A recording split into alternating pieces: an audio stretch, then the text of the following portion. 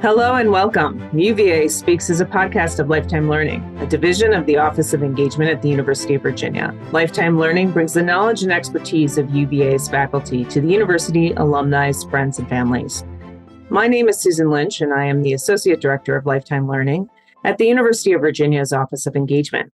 This podcast features Kelly Orians, an assistant professor of law and director of the Decarceration and Community Reentry Clinic in the School of Law at the University of Virginia. Professor Orians is an expert on helping formerly incarcerated people re-enter society and prevent recidivism. Her scholarship has focused on the collateral consequences of arrests, convictions, and incarceration, as well as the history and impact of sentencing reform and prisoner re-entry reform. In this podcast, Professor Orians will talk with us about decarceration and the law school's clinic that is tackling this issue. So thank you, Professor, for speaking with me today. Hey, yeah, thank you so much for having me. Excited to be here. Great. So first, to set the stage for our conversation about decarceration, can you provide some background on the problem of mass incarceration in this country? Definitely. So mass incarceration as a term is actually relatively new. I would challenge myself to figure this out before our meeting today. I think it was sociologist David Garland who may have been one of the first academics to start using the word mass imprisonment. And then Michelle Alexander, in her book, The New Jim Crow, brought the term mass incarceration into the mainstream. At a most basic level, mass incarceration refers to the dramatic rise in incarceration rates that kicked off in the 1960s when about 1 out of every 1,000 adult Americans were incarcerated. By 2008, the rate of incarceration was 1 out of every 100 adult Americans. And one thing that's crucial to understand about this statistic is that the criminal legal system and incarceration do not impact communities equally. For example, at least half of federal drug cases are brought against Latinx people, and Black folks, who make up approximately 13% of the entire population, are more than a third of the incarcerated population. And this steep incline in the number of people living in prisons and jails over the last 60 years was driven by several factors. One, the war on drugs, or I should say the failed war on drugs. The deinstitutionalization movement, referring to the closure of inpatient mental health facilities beginning in the 1950s, welfare reform, and restrictions on access to employment and housing for people with felony convictions when they leave prison. In fact, the process of leaving prison is so bad that there are currently more people in prison for a second or subsequent term than for the first time. We call this the cycle of incarceration in academic circles, and we often refer to it by that term because it what has resulted is that 1 out of every 2 people released from prison in this country return within 5 years. And this cycle has been plaguing the carceral system for actually more than a century. When I start my course every semester on the first day, I ask my students to read documents from about 150 years ago, because I think it's really important for them to consider that for more than a century, the United States has been wrestling with the question of incarceration, and in particular, reentry from incarceration. Interestingly, one of the earliest documents that we review is from 1870. It's a declaration of principles written by the National Prison Association, which is today known as the American Correctional Association. And even then, they acknowledge that education, poverty, employment, mental health are root causes of incarceration and reincarceration. In 1923, the Census Bureau reported that at least 60% of people leaving prison were going back. In 1939, President Franklin Delano Roosevelt stated in a speech that the circumstances surrounding reentry tend to, quote, push a man back to a life of crime unless we make it our business to help him overcome them. Then in 1984, the Bureau of Justice Statistics under the Reagan administration said in a report, quote, the rate at which prisoners return to confinement is a major consideration of the efficacy of imprisonment as a strategy for crime control. Nevertheless, under President Reagan's 2 terms, tough on crime policies and the war on drugs contributed to a doubling of the prison population. And this is getting us into the era that we now refer to as mass incarceration. Unfortunately, it only continued to grow under his successor, President Bill Clinton, due in particular to the 1994 crime bill, which scaled back parole and lengthened sentences and provided $12.5 billion to construct prisons. Additionally, due to the creation of the Anti-Terrorism and Effective Death Penalty Act, known colloquially as EDPA, we significantly scaled back the ability of incarcerated people to appeal their convictions and sentences. Nevertheless, in 2000, President Clinton's Attorney General Janet Reno said in a speech that reentry from incarceration was the most present problems that we face as a nation.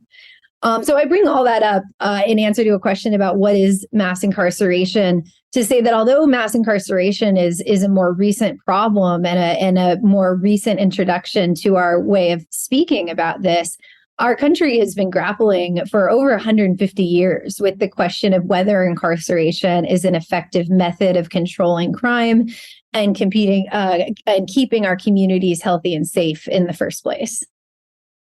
Thank you for that context. Those statistics are jarring. So but it's important. It's important to know that within this context. Can you tell us about the challenges that those released from prison face in our country and maybe even here locally in Charlottesville? Absolutely. So across the board in our country, housing is the biggest problem that people face coming home from prison. And that is in particular a problem here in Charlottesville, both finding affordable housing and finding landlords that will rent to people with felony convictions. Because it's not hard to think about why this would be, right? If people can't find a stable place to live, it's nearly impossible to build a strong foundation. So first off, people need an affordable place to live. And that doesn't just affect formerly incarcerated folks. That's an ongoing conversation here in Charlottesville and in many communities across the country. This is made worse because people leaving prison are often released without valid state identification. I'm not sure if you knew that since 9/11 and the passage of the Patriot Act, you can't even rent a hotel room in the United States without a valid identification card. I don't know if that ever stood out to you the last time you rented a hotel. Right. So access to valid ID is another major issue. When you, in many municipalities and in many states, if you are stopped by police and cannot provide proof of your identification, you can be incarcerated for 24 to 72 hours while they verify it. So making sure that people are released from prison with a birth certificate and a social security card and a valid state ID is paramount to making a smooth transition. Another major issue is debt. More than 80% of people who leave prison are in debt. And this comes from many sources, including child support, which is actually assessed on incarcerated parents by the state if their child receives any type of public assistance during their incarceration. It also comes from court fees and fines, from traffic tickets, from fees assessed if you were represented by a public defender, which are often considered to be free attorneys. But even in the state of Virginia, you can be charged upwards of $400 to $600 to be represented by an indigent defender, even if you are found to be, in fact, indigent. Also from taxes. So if someone is lucky enough to find a job, they're often getting their wages garnished, sometimes upwards of 65% before taxes in order to deal with that debt. There's also the issue with mental health. Even if someone did not enter prison with a mental health disorder as recognized by the DSM, the trauma of incarceration will almost certainly create one by the time that someone leaves jail or prison. And untreated trauma not only makes reentry even more challenging, it makes our communities less safe. Yeah, thank you for that. So can you talk to us a little bit more about the issue of recidivism? I think that you've outlaid what some of the very real issues are, and one can understand one can see why recidivism would be such a problem. But can you flesh that out a little bit more, that whole issue of recidivism? Yeah, absolutely. So recidivism at the most basic level refers to this idea of people returning to jail or prison after release. It's one of the most common ways that we judge success after incarceration. However, interestingly, there actually isn't a uniform definition of recidivism. Some organizations and governments define it very narrowly based on whether someone returns to prison for the exact same crime that sent them there in the first place. Others define it much more broadly as any future arrest. And as I mentioned earlier, over half of people who are released from prison return. But that statistic is actually a little misleading because within certain groups of people released from prison, recidivism is very, very low. And sometimes this can come as a big surprise because recidivism rates are lowest amongst people who are convicted of crimes that actually sort of shock the conscience the most. In particular, the recidivism rate for people released from prison who were previously convicted of murder and people who are released from prison who did more than 10 years are amongst the lowest. Research from the U.S. Sentencing Commission actually concluded that after 10 years of incarceration, recidivism rates declined by a third. And that's in part due to the fact that as people age, there's a sharp drop in the likelihood of them engaging in further crimes, in particular, further acts of violence. Since at least 1994, the Department of Justice studies have concluded that the recidivism rate for people released after a homicide conviction is considerably lower than the rate for people released generally. In fact, the group of people who tend to have the lowest recidivism rates are people convicted of sex crimes, actually, which are certainly some of the hardest, I think, for our communities to grapple with, and those that certainly give us the greatest concern. In fact, that group of people recommit a sex crime at a lower rate than any other group. Less than 2% of people convicted of homicide are ever convicted of another homicide. Where we see some of the highest rates of recidivism are amongst people with acute substance use disorder and serious mental illness. But one thing I certainly want to make clear on the issue of mental illness is that people who are living with mental illness are far more likely to be the victim of a crime of violence than a perpetrator of a crime. And I think that's important to clarify because there's certainly a lot of stigma that goes around about mental illness and how it functions. And it's important for us to remember that people living with serious mental illness are far more vulnerable than they are aggressors. However, mental illness is still a major reason why people end up incarcerated. And that's due largely to the fact that over the last 70 years, we have almost entirely eliminated custodial mental health care in the United States. This started under President Kennedy, where we started shutting down facilities that we used to term asylums, and jails and prisons have largely taken their place. And much like the facilities that they replaced that were in very poor condition at the very beginning of the deinstitutionalization movement, but much like those facilities, jails and prisons are providing tragically low support services for people living with mental illness. And this is made only worse once people are released, and there are many, many barriers standing in the way of establishing any sort of continuum of care. Yes, thank you for that. There's so many systems that are in place that systemic and are just deep within our society right now. Can you tell us about the work that you're doing at the law school at the Decarceration and Community Reentry Clinic? Yeah, absolutely. So within the clinic, at the highest level, we focus on helping law students learn these skills related to helping people get out of prison and stay out of prison. And so the students that are in my clinic are often working on at least 2, sometimes 3 projects simultaneously.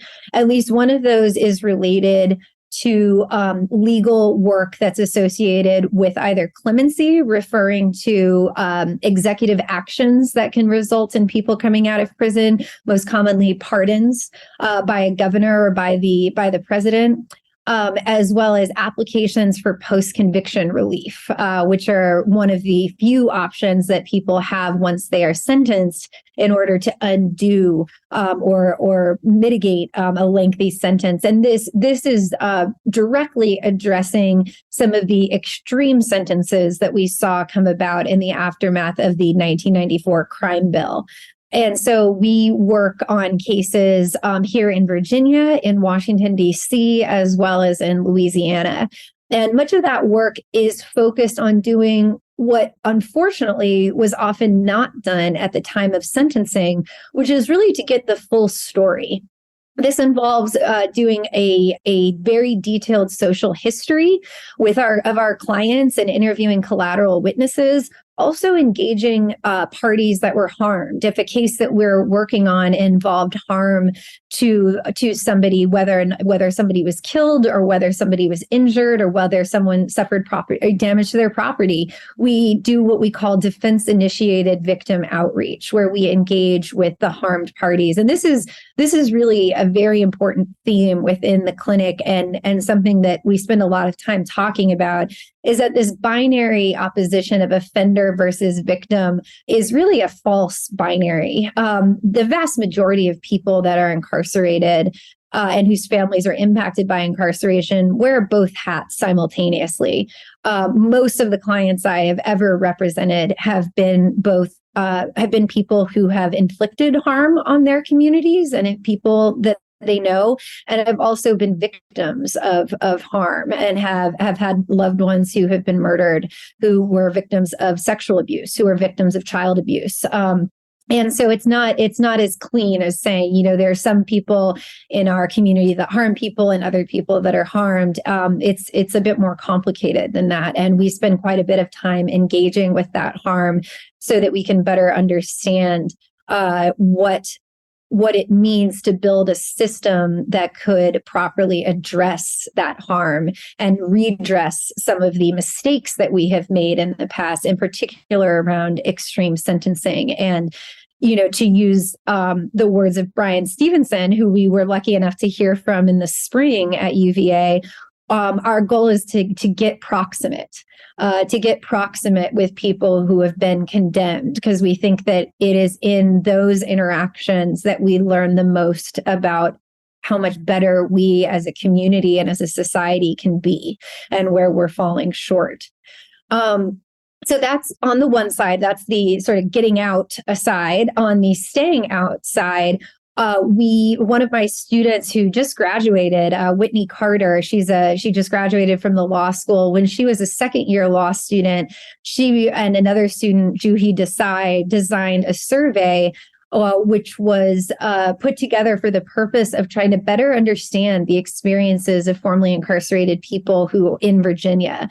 And so it's a survey that takes about 30 minutes to complete. We're able, thanks to some fundraising they did and support from the law school, we're able to provide $20 for 30 minutes of someone's time, asking them a whole litany of questions to better understand the holistic experience of somebody coming home from prison. With the results of that survey, and we've interviewed over 100 people so far, we are able to identify common and recurring themes so that we can target our resources in the clinic to helping people resolve those issues.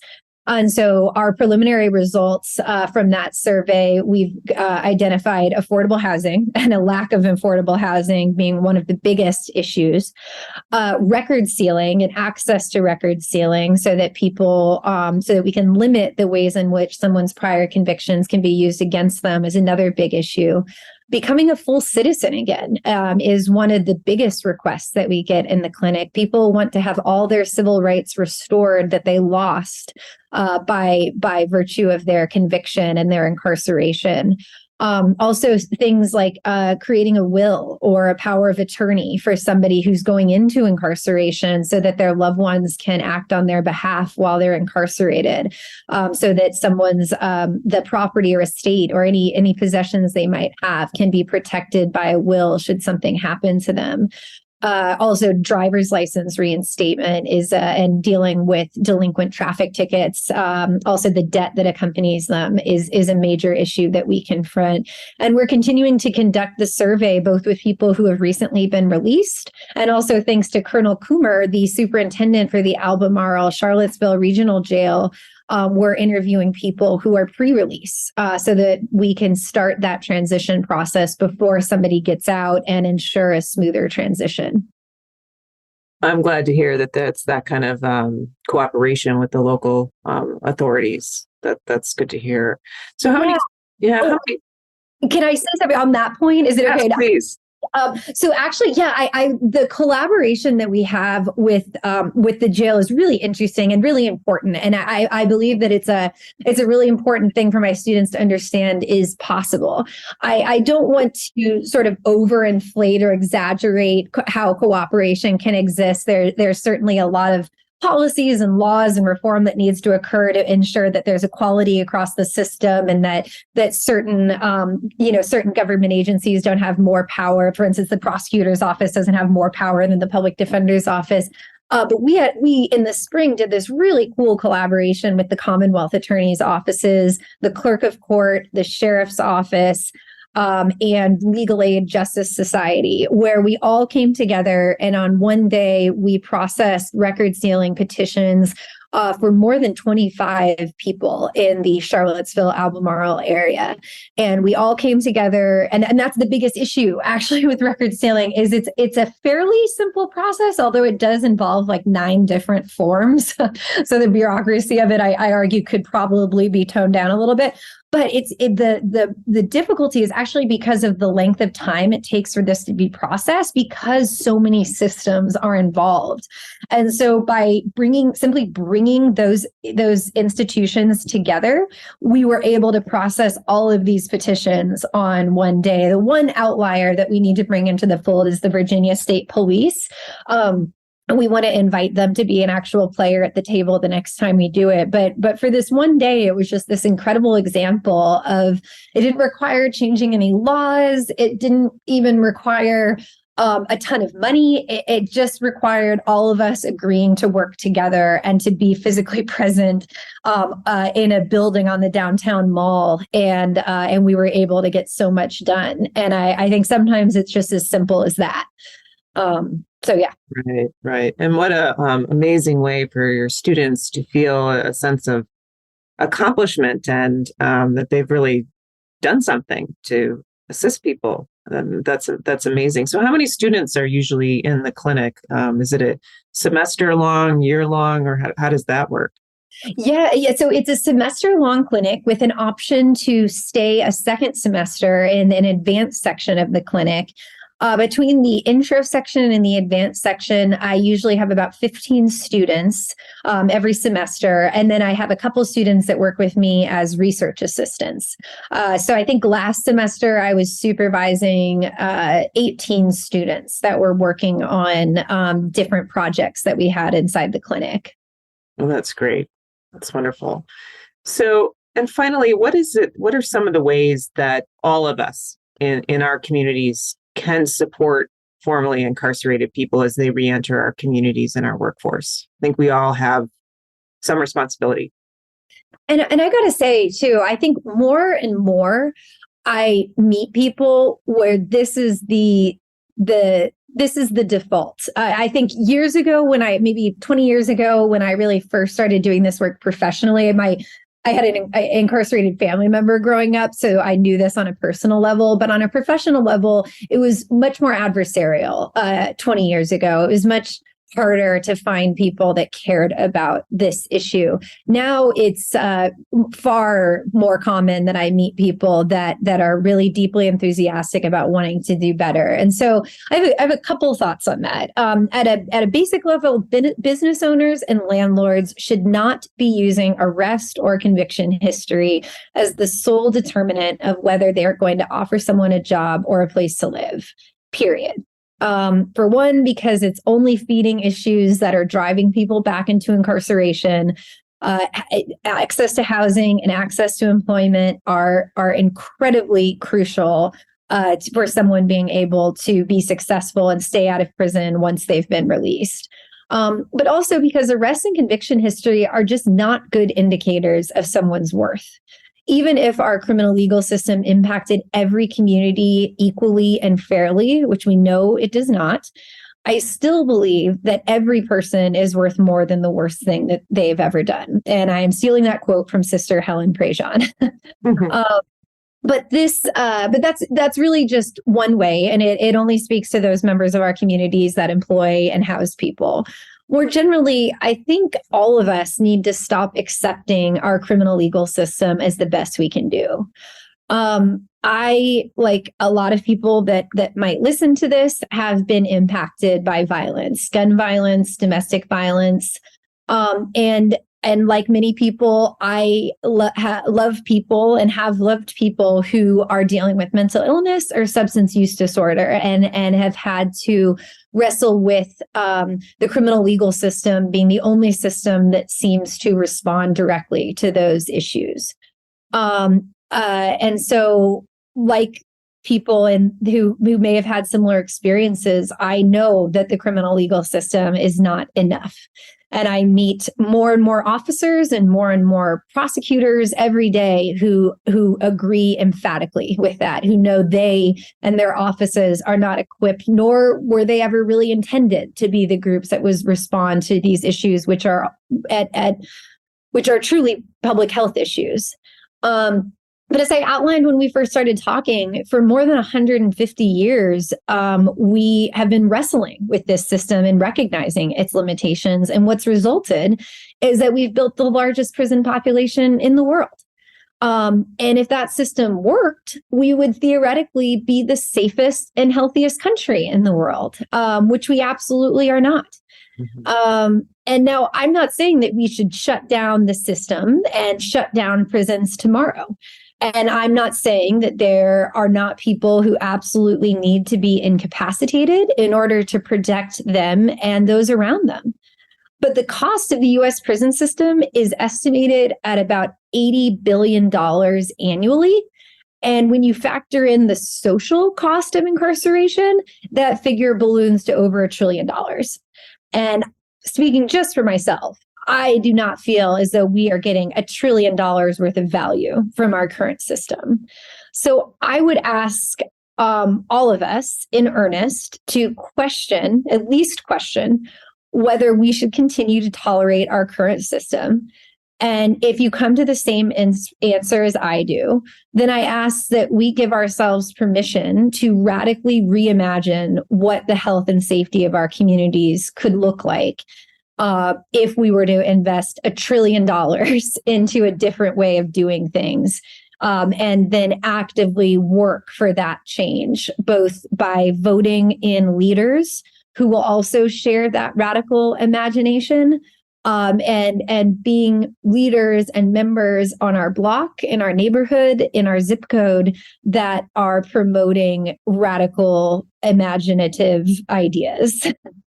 Right. Thank you. There's so much to think about. And thank you for framing this issue and allowing us to think about it in perhaps a different way than we're thinking about it right now. And it can expand our understanding of really this issue. So I want to thank you so much, Professor Orians, for sharing this information, about your important work. I have had the opportunity to speak to Deidre Enright and the Innocence Project. She's now at the Project for Informed Reform. And also I did a virtual program with Deidre Enright and Rachel Harmon around the Center of Criminal Justice.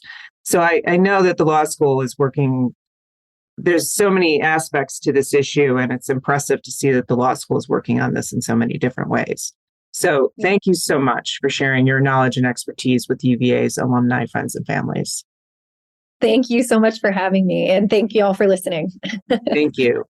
And thank you all for listening. For upcoming podcasts and other lifetime learning programming, recordings, and blogs, please visit our website at engagement.virginia.edu/learn.